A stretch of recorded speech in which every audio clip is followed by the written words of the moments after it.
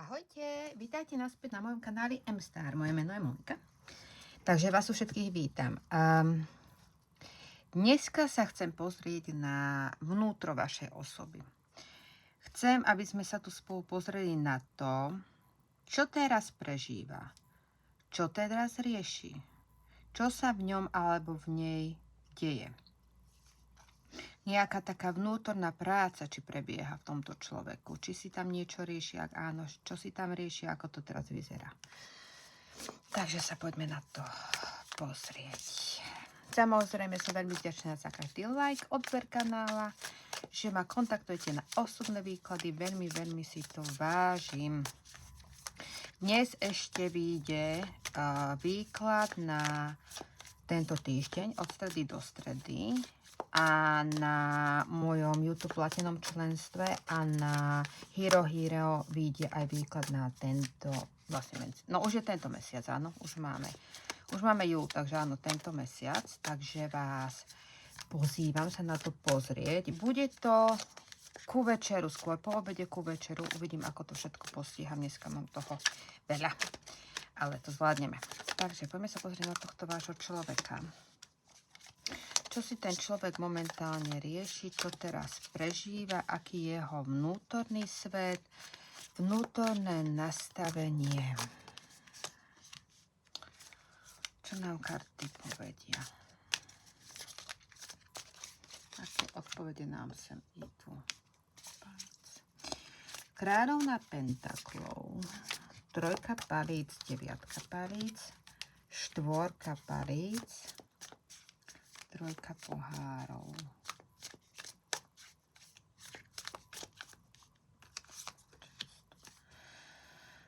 Hermit. OK. Momentálne som si tieto obľúbila. Kartičky. Čo majú obidve strany, ako sa to volá. Že nevyjde dole, hore nohami, ale už keď vyjde, už rovno to je vidno na tom obrázku, čo to znamená. Opposition cards. Štvorka pohárov.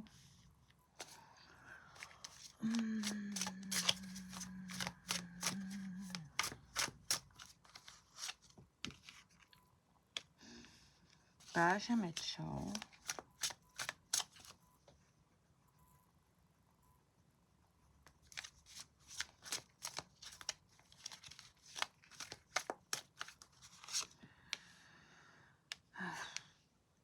Osmička mečov.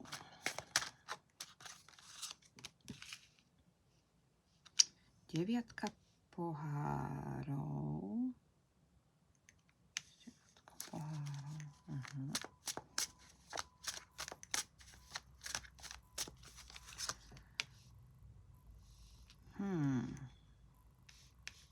Cisár.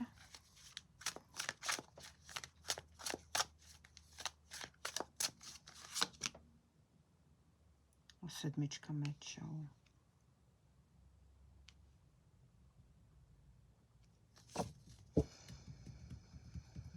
Ktoré ešte?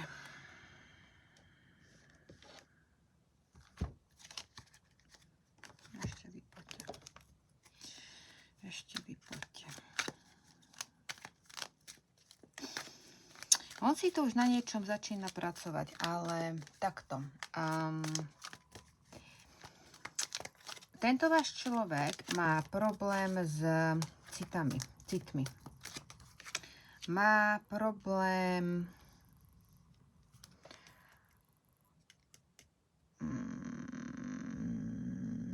ako by som to... Nevie si poriešiť city. Nevie sa v tom zorientovať. Je to všetko také chaotické. A on nevie, čo by mal spraviť, kam by sa mal vydať a či vôbec nejaký krok má spraviť ohľadom tej citovej otázky. Takže predpokladám, keď sa pýtate vy, tak to bude nejaký krok ku vám. Ale tam je taká strašná neistota a on, aby zahnal tie myšlienky na to, tak si tu rieši peniaze, práca, podnikanie, investície, proste zamestnáva sa. Zamestnáva sa v úplne inej sfére, než je tá citová a tým pádom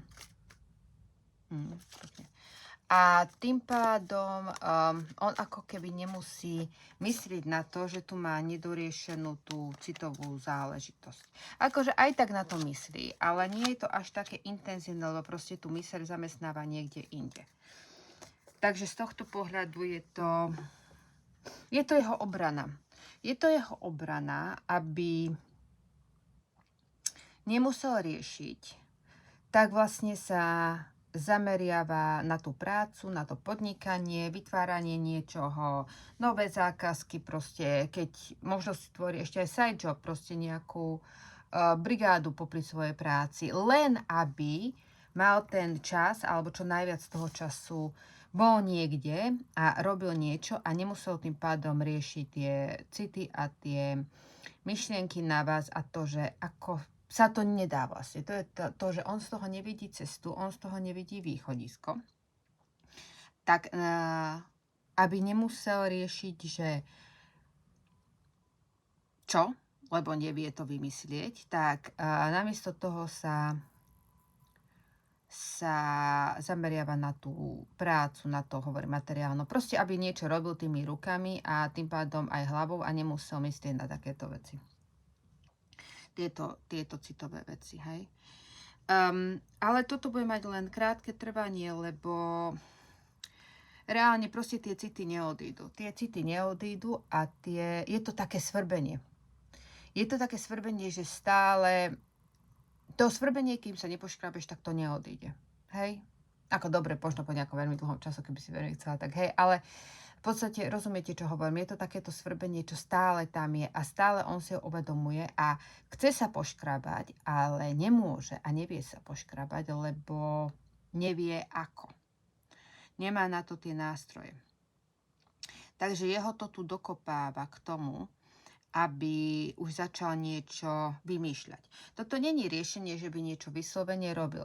Je to skôr také už zamýšľanie sa na tú situáciu, už nejaké plánovanie, už zbieranie nejakých informácií a to, ako by mohol vlastne, takto, už si začína uvedomovať, že áno, on má tú silu a má tú moc, aby ovplyvnil tú realitu. A teraz ja vám hovorím niečo ako vývojové stupne toho človeka, hej? A je toto kolektívne. Vaša osoba môže byť v hoci ktorom z týchto vývojových stupňov, hej? Takže podľa toho, ako to naciťujete, že čo je asi to vaše, tak to si z toho zoberte.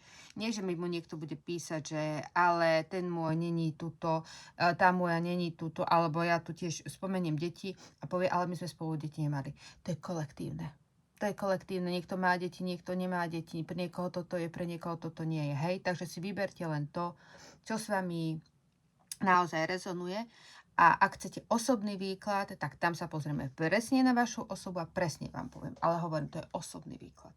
Tam ma môžete kontaktovať e-mailom a tam si už naozaj povieme váš osobný prípad, že ako to je. Toto je kolektívne, takže tu v podstate musíte hľadať, ktoré je pre vás. Dobre naciťovať a hľadať. No a teda k výkladu naspäť. On si už začína uvedomať to, že on dokáže meniť tú realitu. On dokáže upravovať ju podľa seba. To nie je ani menenie, ale že on má tie nástroje a tie možnosti, aby to nejakým spôsobom vyriešil. To je to, že on si tu potreboval spraviť tú domácu úlohu toho, že on si zistí nejaké veci, zistí nejaké informácie. Poviem príklad. Aby ste mohli byť spolu, tak sa potrebuje presťahovať do iného mesta. Príklad, hej. A hovorím, je to príklad, je to kolektívne. Vy si nájdete iný ten ďalší problém. Napríklad by mohlo byť ďalší problém, že vy by ste mohli byť iba spolu, ale on má deti a vy máte deti. Proste je to problém. A každý je napríklad v inej škole. Alebo proste vy si tam dosadte, čo je ten váš problém. No a on tým, že už ako ho to tam svrbelo, a musí si to začať tam škrabať, lebo už to veľmi svrbí, tak on si zisťuje tie veci. Nie je to, že by spravil nejaký krok, že by niečo vyslovene urobil, ale už začína si zisťovať informácie, ako by sa to dalo. Už si začína zisťovať, že by sa vedel možno presťahovať a zamestnať sa. Či by tam bola práca pre neho. Či by bola škola pre jeho deti tam, kde treba. Alebo škola pre vaše deti vo vašom okolí. Alebo milión iných vecí, ktoré vás napadnú v súvislosti s vašim problémom. Proste je tam už takéto zisťovanie informácií, pozeranie sa do budúcnosti a už aj videnie toho, ako by to bolo možné spraviť. Ako by to bolo možné vykonať tú zmenu, ten proces, tú cestu, ten kontakt možno s vami. Hej? Už to proste vidí, že ako sa to dá. Že je to možné, je to v jeho silách to spraviť, tohto človeka. Je tam proste tá cesta. S tým, že toto nie je iba o ňom. Ako je to iba o ňom, ale sú tam aj mnohé nastavenia a programy, ktoré si on tu musí spracovať zatiaľ, kým vlastne nie ste v tom kontakte, lebo presne toto, tá odvaha a tá sila toho spraviť tú zmenu, vykonať ten krok, vybrať sa tým, či akým smerom, vlastne to je to, čo jeho to zväzoval, lebo povedzme si pravdu, je jednoduchšie nerobiť nič a nerobiť žiadnu zmenu. Hej? Je to jednoduchšie, lebo to máte vlastne bez roboty. Nehýbete sa, žiadna zmena, všetko je tak, ako má byť. Ale nie je všetko tak, ako má byť, lebo ten človek je tu z toho nešťastný potom, lebo proste nie ste spolu a on nad vami stále rozmýšľa a nevie ako na to, nevie skade kam. Hej? Takže on sa tu vlastne pomaly sa tu zbavuje tých reťazov, tých povrazov, ktoré ho držali a ktoré ho nepúšťali robiť tú zmenu. Hej? On si už začína naozaj, ako si nazisťoval tie veci, tak si už začína stáť za svojím a robiť tie zmeny v prospech toho posunu, tej cesty ku vám, hej, ale on si to potreboval spracovať, alebo ešte spracováva, možno úplne ešte stále, tie nejaké veci, programy, ktoré ho tu držali. Kľudne to môže byť napríklad aj rodina, poviem príklad, možno už má veľké deti, hej, alebo má rodičov, ktorý sa ešte stará a oni akože nie sú už na ňom tak závislí, lebo dalo by sa to nejak vyriešiť proste. Rodičia, opatrovanie, neviem, niečo, stále sú tie možnosti, ale je to stále, že ešte ho to tam drží. Ešte, aj tie deti sú veľké, ale možno ešte nie sú také veľké, lebo ja neviem, chodia na strednú školu, ale ešte nie sú, ešte stále potrebujú toho otca alebo tú mamu pri sebe. Nie, že 24 hodín 7, ale že na to zavolanie, že aby tam bola. Proste sú to veci, že nedovolí si ešte úplne rozhodovať sám za seba. Vždy má pocit, že musí prihliadať aj na niekoho iného a nie iba on ten, ktorý spraví to rozhodnutie a tak to bude. Hej. No, ale už máme to rozhodovanie, lebo už tu máme 4 palíc, máme tu 9 pohárov a máme tu kartu sveta. Takže to rozhodnutie už tu naozaj reálne nastáva, že on ten vzťah s vami chce mať. On chce si užívať život, chce si užívať s vami a on má tú predstavu, ako by to mohlo všetko byť krásne a super. A je to tá 9 pohárov, teda rozprávajme sa, je to láska, sú to city, je to vzťah, je to naplnenie, ale nie je to ešte tá 10, je to krok pred tou 10 pohárov, čo znamená už to naozaj dokonalé šťastie a rodina a sme spolu. Takéto ešte stojí na prahu tej zmeny, vidí tú možnosť, ale je to stále to... Vy ste ešte napríklad neskúšali spolu bývať, hej? Je to ešte také, že chodíte spolu a tá zamilovanosť tam určite je, ale nie je to ešte ten krok, že naozaj nám to bude fungovať. Také ešte trošku také malé pochybnosti, že či to naozaj bude také super, ako si to predstavujem v hlave a či to bude naozaj také bezproblémové a šťastné a spokojné. Hej, je to také... On je už rozhodnutý a on to vidí dobre, hej, tento človek, či už muž alebo žena, hej. On to vidí dobre, on to vidí šťastné, on to vidí, že to bude mať úspech, ale také trošku taká omrvinka pochybností, že či to naozaj bude až také dobré, ako keby... ak by to nevyšlo, tak nejde do toho ešte all in. Ešte nedáva tomu úplne, že 100% všetkého. Že ak by to nevyšlo stále, aby ho to nezlomilo úplne, ak by to medzi vami nevyšlo. Neviem, ak by som to inak povedala. Je to...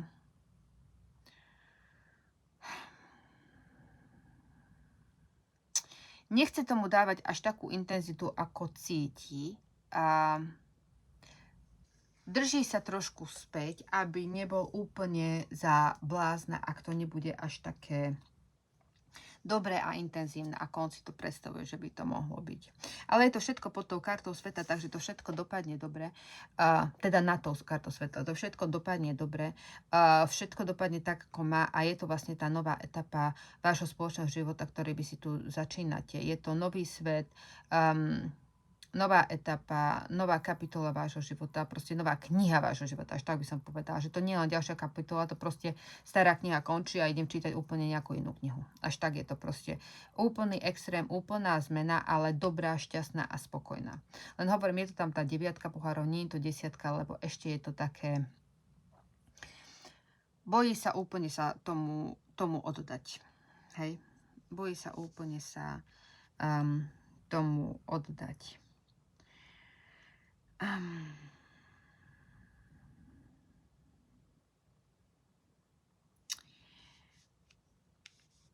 Máme tu ešte, nechcem povedať, že je to problém, lebo to nie je problém, ale máme tu ešte jeho podpornú skupinu. Hej, každý máme svojich kamarátov, máme susedov, máme rodinu a tá rodina ešte ho stále drží tak späť. Hej, tí kamaráti ešte stále ho držia tak späť.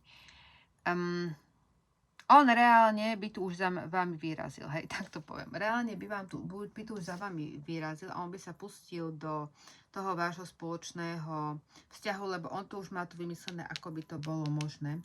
Ale ešte je tu nejaké veci, ktoré on potrebuje doriešiť. Tí kamaráti nie sú zlí, ale predsa len nejakým spôsobom ich bude musieť teraz obmedziť, bude musieť ich čiastočne odstrihnúť niekoho, proste, lebo nejaké sťahovanie alebo niečo, proste nie je, tie plány, ktoré mali, bude musieť rušiť a ešte sa na to necíti, ešte nie je pripravený na to, aby im to povedal. Nie je ešte tak rozhodnutý, aby túto časť svojho života s nimi zdieľal. On skôr si myslím, že spomenul vám ich, oni vedia, že nejaká žena niekde existuje, ale že on sa už rozhodol a že ide za vami a že to proste dáte nejak dokopy, tak to ešte nie. To ešte drží nejak v tajnosti pod pokrývkou, lebo on tam príde oveľa. No, príde, proste keď chce mať vás, tak o niečo iné príde, proste musí niečo obetovať, aby vás získal. A má tam tie city predsa len aj k tým kamarátom, rodine a ku všetkým. To nie je jednoduché rozhodovanie. On sa možno tvári, že to nie je až taká veľká vec a že predsa sa budú navštevovať len menej často a podobne, ale sami vieme, keď sa človek presťahuje, tak plánuje veci, že budú také isté, ako boli predtým, ale nikdy to tak nie je, lebo tá zmena proste nejaká nastať musí. A on si je toho vedomý, takže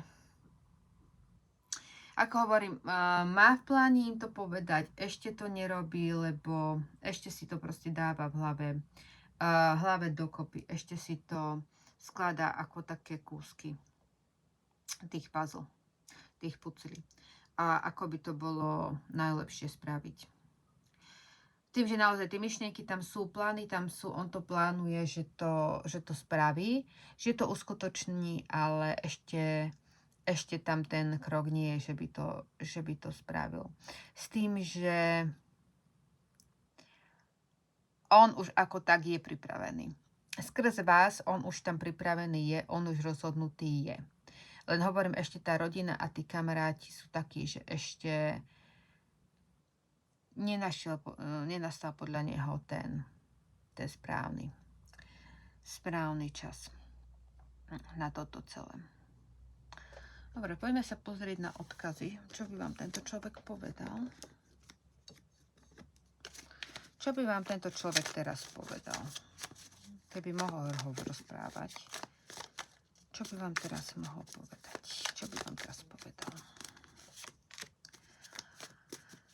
Som pav svojho všetkého. Osud, svet, očakávaj to najlepšie. Pekné. Není vhodný čas, hlava premýšľa.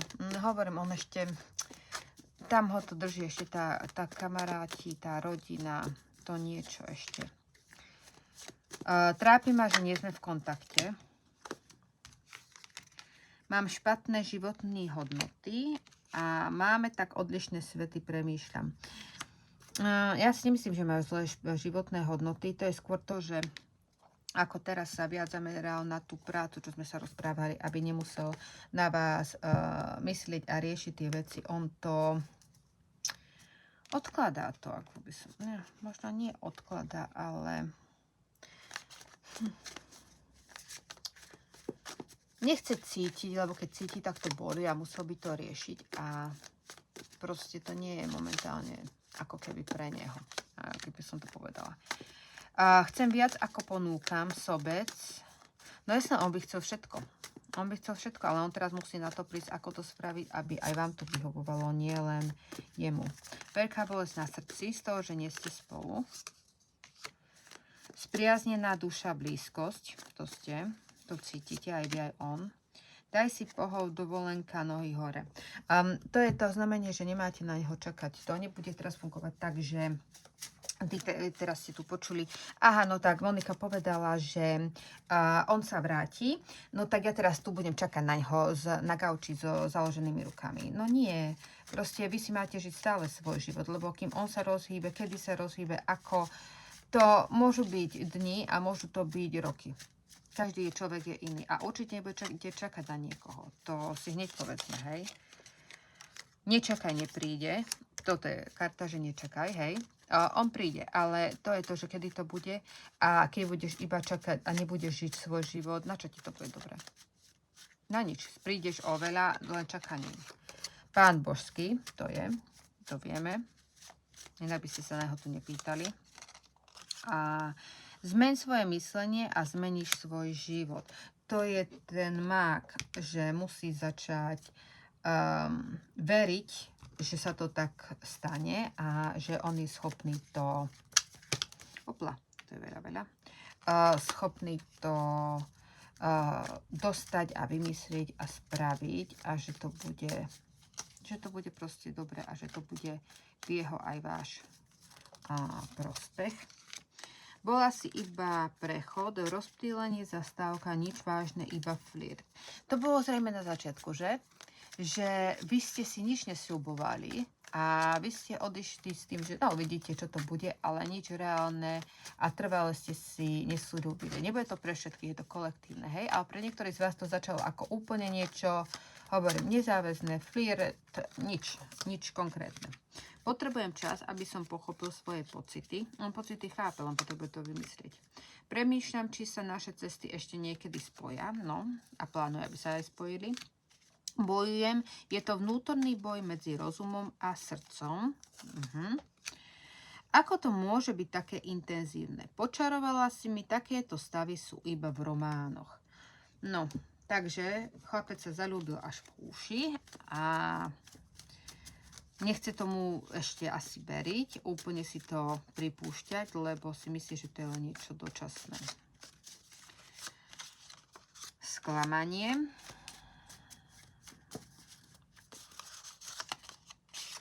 Nerozhodnosť, pochybnosti. To je to, čo cíti. Hrdosť. Možno preto sa nechce približiť, tiež je hrdý. Nežnosť, jemnosť. No, dobre, pekne. Poďme sa pozrieť na znamenia, na iniciály ešte. Či sa tu nájdete. Ale hovorím, keď nebudete v znameniach alebo v iniciáloch, to nič neznamená. Keď nejaká časť tohto s vami rezonovala, tak je to pre vás, to viete. Oni sú tam len na potvrdenie. Vy kľudne nemusíte mať slnečné znamenie. Sú mesačné znamenie, sú ascendenty. To astrológia je celá veda sama o sebe. Takže škorpión. Škorpión je silný. Dvakrát škorpióna tu máme. Strelec. Lev. Ešte jednu si dajme. Ešte jednu. A to je barán. Iniciály. Karol, Kristýna, Kamil, dvojité V, William, Vilma, dvakrát S-ko. Stanoslav, Slávka, Peter, Pavol, Hugo, Henrietta. Dobre, ďakujem krásne, že ste tu so mnou boli. Ako hovorím, ďakujem like, odber, všetko a vidíme sa pri ďalšom výklade. Čau, čau.